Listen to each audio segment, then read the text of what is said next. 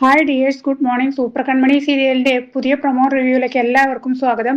അങ്ങനെ മാനസയും കൃഷ്ണും കൺമണിയും ഒക്കെ മീറ്റിംഗിന് ഇരിക്കുന്നുണ്ട് കേട്ടോ. കൃഷ്ണനും മാനസയും ജയമോഹനും ഒന്നും അവിടെ ഇരിക്കുന്ന ഒട്ടും ഇഷ്ടാകുന്നില്ല. എന്നാലും അയാൾ അതെല്ലാം സഹിച്ച് അവിടെ ഇരിക്കുന്നുണ്ട് കേട്ടോ.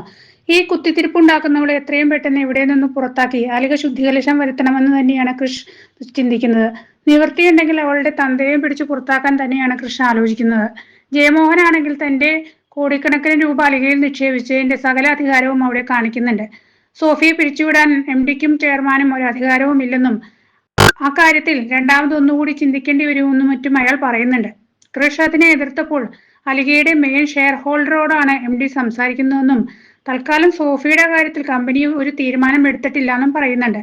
ഇത് കേട്ട് മാനസ ഉള്ളിൽ ചിരിക്കുന്നുണ്ട്. കൃഷ് അവിടെ തന്റേതായ നിലപാട് പറയുന്നുണ്ട്. അയാൾ ഒട്ടും തന്നെ അവരുടെ മുന്നിൽ താഴുന്നില്ല.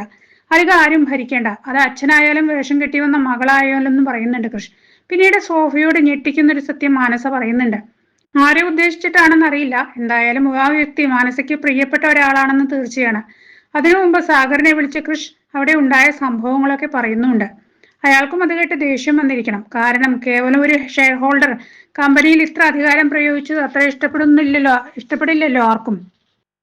കൃഷ് ജയമോഹനും മാനസയ്ക്ക് നല്ല മറുപടി കൊടുത്തിട്ട് ശേഷം അവിടെ ഇരുന്നൊന്നും ഇല്ലാട്ടോ, അവിടെ നിന്ന് എഴുന്നേറ്റ് പോകുന്നുണ്ട്. ജയമോഹന്റെ ഷെയർ ഹോൾഡർ കൊടുത്ത് അയാളെ നിഷ്പ്രയാസം പറഞ്ഞയക്കാൻ ബലരാമനെ കൊണ്ട് പറ്റുണ്ടോ? പിന്നെന്താണ് അങ്ങനെ അവർ തീരുമാനിക്കാത്തതെന്നറിയില്ല. പിന്നീട് പുതുപുത്തൻ പണക്കാരനായ നമ്മുടെ വരുൺ അലികയിലേക്ക് ആഗതനാകുന്നുണ്ട്. അയാളെ കുറിച്ചാണോ മാനസ ഒരു ഷെയർ ഹോൾഡർ എന്ന് പറഞ്ഞതെന്നറിയില്ല. എന്തായാലും വന്നിറങ്ങിയയാളെ കൺമണി കാണുന്നുണ്ട്. വരുണിന്റെ വേഷം കണ്ടിട്ടാണോ എന്താണെന്നറിയില്ല, കൺമണി അവിടെ നിന്ന് തല കുത്തി മറിഞ്ഞ് ചിരിക്കുന്നുണ്ട്. അങ്ങനെ രസകരവും ഗൗരവവുമായ ജീവിതത്തിലൂടെ കൃഷ്ണമണി സഞ്ചരിക്കുകയാണ്.